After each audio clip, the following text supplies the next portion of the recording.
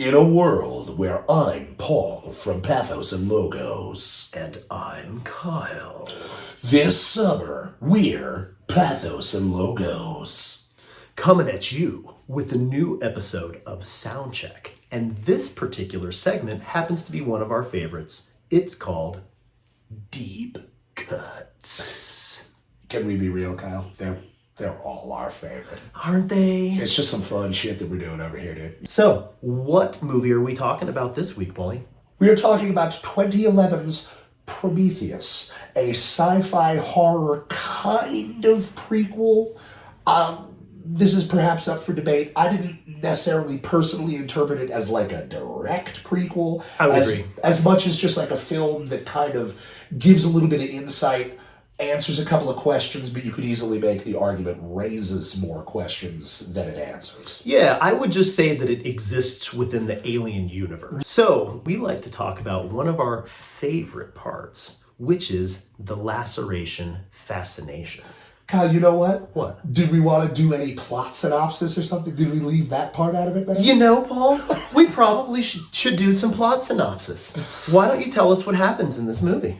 So, it's something like the year 2099, and scientists killer doctors Shaw and Holloway, they're in love. They love each other. They do science fiction. And they have apparently all around the world, entirely unlike It presents pictures of all paintings and paintings that depict super large humanoid creatures, surrounded by tiny humanoid creatures. And the larger creature is only a cluster of stars. And each picture, whether it be in solid or light, the formation of stars is the same. As a $1 trillion spaceship, and scientific effort takes this group of scientists and experts to where that cluster of stars is located, which is so remote that it's fucking really remote. There's a moon there, and the people are saying they're seeing the origin of human life creation. What they find there Is something a little bit different. it's not so good. There's a cancer town, this black group that has what might be slightly built to physiological. You could even call the movie Dr. Shaw and Dr. Holloway's Terrible, Horrible, No Good, Very Bad Day. We get a little bit of insight into the way that the aliens came about or the way that they were created, and it doesn't really end well. Really, for anybody. Pretty much not good for anybody. Least of all for Charlize Theron's character.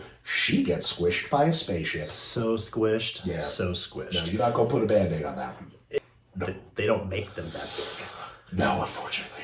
So that gets us to the Laceration Fascination.